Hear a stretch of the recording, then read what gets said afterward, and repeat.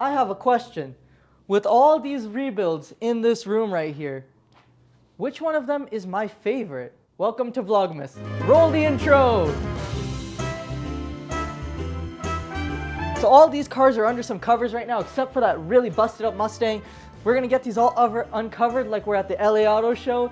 And then, wait, where's my hat? There it is. All right, so that made me dizzy, but let's go ahead and unveil these cars right here, guys, because we got a lot to talk about and why this is a topic that I want to touch base on. As you guys know, we've done tons of cars on this channel. We've rebuilt so many beautiful machines, and I'm so happy to save their lives and get them back onto the street, because if there's one thing I hate, it's seeing a perfectly good car that has so much potential go to waste. That's why we do this right here, and also because we love making videos. Content creating is beautiful, it's amazing, but we're gonna go ahead, get these things uncovered like we're at the LA Auto Show, and we're gonna talk about them. Let's do it.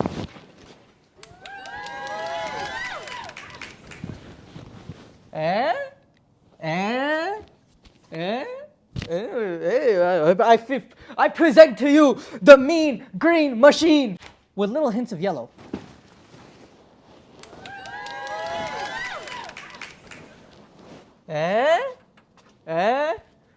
I present to you the very diverse in car colors machine with little hints of carbon fiber.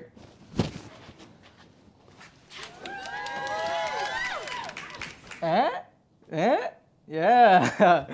I present to you, oh, you guys get the idea. Say it with me. The mean green yellow machine. And lastly, the one that doesn't need a cover or any introduction because it's been sitting here covered in dust the entire time. The mean green mischievous purple metallic machine, aka oil slick blue machine, aka midnight purple machine. This one has a lot of names. But now, we got all the machines nice and uncovered so we can take a look at them one by one. I wish I could do a live poll right now and ask you guys which one we should talk about first, but let's go in the order of when each car was rebuilt. So that would be the first one right there. About 2-3 years ago, we got that one right there. Let's go talk about that one. Oh, the Camaro.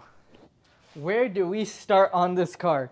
When we got this car, guys, this car was absolutely battered. Like more than beer battered fish and chips. This thing was battered.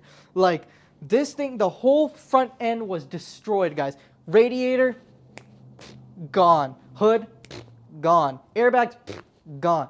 Suspension, you get the idea. A whole lot of stuff was gone. Frame rail extensions, wheels, obviously need a paint job, cooling system, rebar, electrical. Oof, giving me chills there. Yeah, the electrical system on this car was pretty much, well, it was quite literally chopped in two pieces. It was a big one. Let's pop open and see the breathing soul of this machine, which didn't used to breathe when we got this car. This car was completely dead when we got it.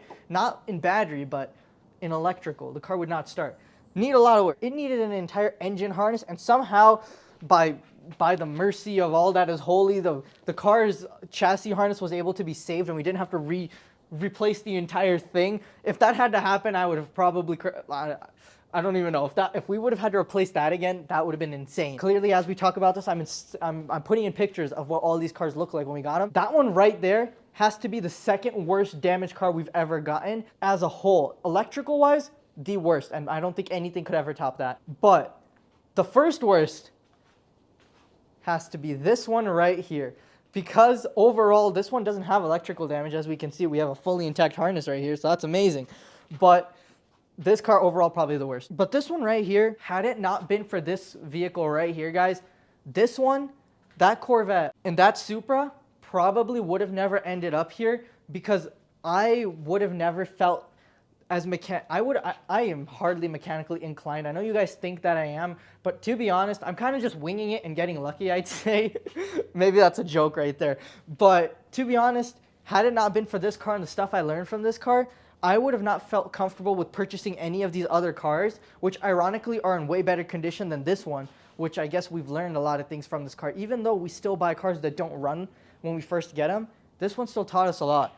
So as far as electrical work goes, this one takes the trophy. It taught us a lot in electrical. It taught us a lot with with framework, and it definitely taught me a lot with painting. I had to paint this bumper 5 times, guys, because it kept cracking in the cold because we were doing cold weather painting.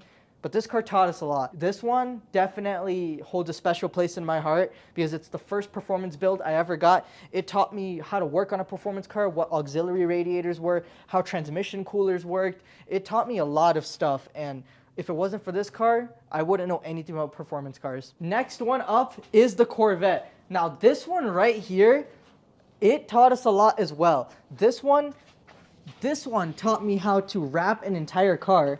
But one big thing it taught us was how to do aluminum welding. As you guys know, this car was hit so hard in the front. One of the frame rails was completely destroyed. One of them had cracked welds on it. We were able to save both rails. As you guys can see, those rails are now welded in. And I'm not gonna get too close to those welds because they do the trick, and that's all that matters. But I don't know what's considered a good weld and a bad weld. Those are actually dimes. Those are dimes right there, but I still don't want to show them on camera. But this one taught us how to weld and fix frames and everything, and obviously, the job speaks for itself. I mean, the car came out flawlessly. It looks amazing. We even replaced the subframe on this one, and obviously wrapped the entire car, and the wrap is looking amazing. Car's not 100% done yet. It needs a little bit of work, as you guys can see. Just a little bit, just a tad bit of work right there, but nothing too crazy. This car definitely was okay with electrical. It was just more straightforward. It was the framework that was the big deal on this car. Learned so much. We actually had to get a can of CO2 mixed with argon. I believe that's what this combination of sweets is right here. And this is what made the welds start working. So we learned how to gas weld, which was crazy. And then another big thing this car taught us is doing carbon fiber repair and also learning on how a dry sump oil system works. This car was pretty tricky to learn on. The dry sump was something new to us, and we were having a hard time when we were trying to do the oil change. Dry sump is a really cool system, and we learned a lot from this car. They're a lot different than a wet sump system, I'll tell you that much. There's a whole separate reservoir and a whole different way you're supposed to fill the oil. The oil is nowhere on the engine. You fill it over on the reservoir. It's completely separate from where the oil is supposed to be kept on a regular car, which like here, this is a wet sump. You can see it has the oil right there on the engine, the oil stick. This one, definitely really, really cool. Now, this one. So the Supra now. This car right here, it may not be finished and it may not be working as it should be, and it may have not came out like we thought the project was gonna go, which was not even close to being our fault. But even though some of you guys watching think that that car is bad luck, whatever it may be, I might agree with you on that, but this car right here, it still holds a very unique place in my heart. Even though it doesn't run like it's supposed to, I can still look at this car and be proud of it. The reason is because this car here taught me the most about modifications than any car has ever taught me. As you guys know, we went completely custom with this car. This car was missing a whole lot of stuff and it needed a whole lot of mechanical work, and we got it all done. It's insane. Like, I got to throw so much more carbon fiber at this car because it's a carbon fiber edition Supra, and it just felt fitting. It wouldn't really work with any of the other builds to do something like this to them. Plus the white just goes well with the carbon fiber. But we installed these hood latches, and these are absolutely amazing, and those were really fun to learn how to install. But then the car also had tons and tons of mechanical work, and learned so much there about mechanical things, about turbochargers. Had to replace the turbo on this car. Had to replace the turbo on a couple other builds too. But this turbo was a little bit different because I had to do the whole exhaust manifold with it as well, and all the oil lines and everything, and it was actually a whole lot of fun to replace that turbo. But also we had to do vacuum lines, intakes, throttle bodies, remove previous modifications that were on this car, like a whole methanol kit. That was insane. If you just looked at this thing the way it sits and didn't know any of the history, you'd literally think that this is a perfectly fine brand new car with 9,000 miles and not over 2 billion, because that's what the car thinks it has. It came out absolutely amazing, and this car taught me so much about a lot of different scenarios. It taught me, one, a lot about how this particular car works, how BMWs work, and how Toyota Supras work. It taught me a lot about modules. Another thing it taught me is how dealerships work. That's a crazy point right there. No other cars have really taught anything like that before. But this one right here taught me that. And I'm not sure the plans of this build. I know you guys are asking me a lot of questions on what I'm doing with this thing. And to be quite honest with you, to be the most frank with you, I got no clue. I have no idea. This one is just a big pretty ornament. If I could, I would hang it on the Christmas tree. But I think the next best thing might be to just slide it down the chimney and give it to old Santa Claus, and he'll go ahead and try to fit it down the chimney for you guys. Oh my goodness, I forgot the biggest thing. One big thing that it taught me is as far as flood cars go, there's so many different types of flood cars. You can buy saltwater, freshwater, and then the level of flooding on a car, how deeply submerged it is, and what components you need to replace. But as far as an engine just getting flooded purely, this car taught me a lot, because this car was flooded not typically how it's supposed to be. It's because there's rainwater that got through the exhaust manifold. There was a lot of water down in the oil sump and in the crankshaft and everything. Got it all cleaned out, and luckily the pistons were good. There was no water up in there. But that taught me a lot about how to clean a flood engine, and a lot of work went into cleaning that engine. Now, this one right here might be the holy grail. Now, this one is the worst damaged one, the one with the most story, the one with the most beautiful memories. Because of the amount of work in it, we're gonna make so many memories that we've already made so many memories building this car, but more memories to be made. The paint job on this car is going to be absolutely sick. The framework is insane. Learning so much on this car about framework, learning so much on this car, because there's always more stuff to learn on performance cars or any car. So I'm learning so much on this car right here about how these transmission and side coolers work and oil coolers, how all these systems go together, how this interior works. This is probably my first rebuild with a full digital dash. Definitely my first rebuild with a quarter panel being damaged, which at the time when I was hunting for the next rebuild, I wanted it to have quarter panel damage because I've been dying to see how it's all made of. And that one, definitely not light quarter panel damage, the worst quarter panel damage probably you could get. There's the quarter panel right there, the old busted up quarter panel. But it is fun to work on, guys. Still tons of work left to do on this car. Still finding a parts car for this thing. I got my eye on a couple of them, but when that parts car comes in, guys, let me just tell you, it's going to be game on this Mach 1, guys. This thing is going to be done probably within a couple, maybe 2 months, maybe less, after that parts car comes in. I'm going to go crazy. This car is going to get done, and it's going to be absolutely insane. And trust me, we are not going to go light on the modifications with this one. This one is going to be sick. So if you guys aren't subscribed yet, go ahead, hit that like button. While you're at it, there's a shiny red subscribe button that you should click. But this thing is absolutely insane, guys, and it's going to teach us so much. And I do have something interesting to tell you about this car. We don't know if this car starts, but we do. So the auction said that this car starts. When we were purchasing it, the listing said starts.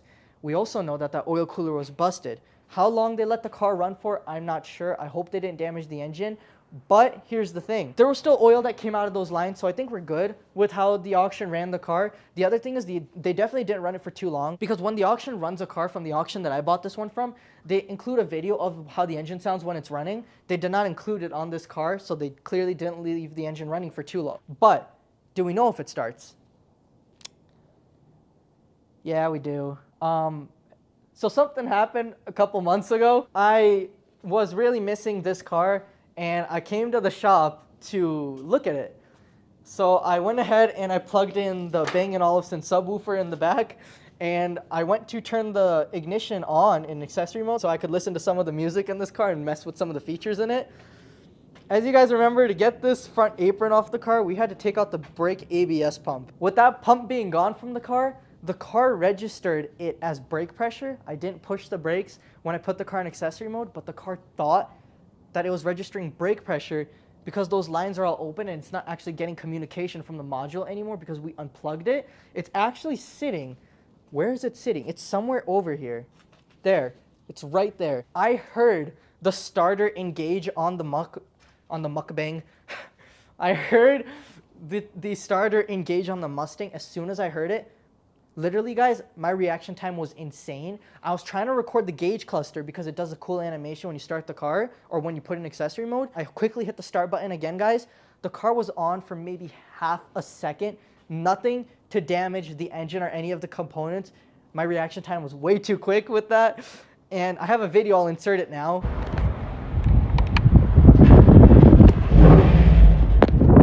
Oh my God. I was not trying to... I didn't even have my foot...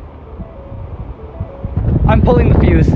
Yeah, so my reaction time was insane, but if you listen closely in that video, you could hear the car start up, and my goodness, it sounded so amazing. This thing has a Corsa H-pipe on it that the previous owner installed, and it was insane, guys. This car is gonna be insane, and I cannot wait for the rebuild on this one. I don't know why it started up like that, and I wish it didn't do that. It made me really sad. To ensure that it never does it again, I took the starter and the fuel pump relay out until further notice, until the oil coolers are on and until that brake pump is on. But yeah, this thing starts, and now we know it starts, but we know it shouldn't have, the engine should be fine. It should be fine. But they had started it before me too at the auction with those busted coolers, and then I started it a couple months ago. This had to be like maybe 3 or 4 months ago. Insane. But now the question is, Camaro, Mach 1, Corvette, Supra, or anything else we've ever built, which one is my favorite? Well, this is gonna be probably a surprise to you guys, but my favorite one is actually all of them. Guys, these builds have taught me so much about cars, about doing this, about even not, it goes way past cars, guys. These cars have also taught me a lot about content creating in itself, which is my biggest dream. I have a strong, beautiful passion of cars and a strong, beautiful passion of content creating. And by some miracle, I was able to put both of them together to create this beautiful community here. I don't know how I did it or how it was possible or how I'm still going at it, but we are, and we're not gonna question it. This is absolutely amazing. Each car has taught me so much about another car. Something I learned from the Camaro taught me something on the Mustang. Something I may have learned on the Mustang taught me something on the Corvette. Maybe I used information from this car to fix that car, this car to that car, or overall, it just taught me a whole lot of stuff. And not only did it do that, but each car holds its own set of beautiful memories that we created along the way of rebuilding it.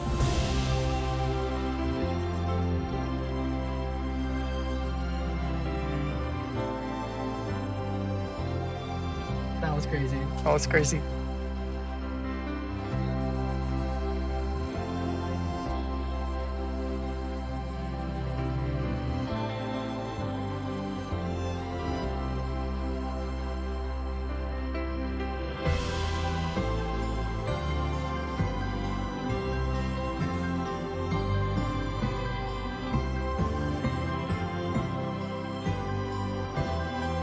So for that reason, how could you pick one car? But now, guys, check the date today, December 16th, 2024. We are less than 10 days away from Christmas. Woo!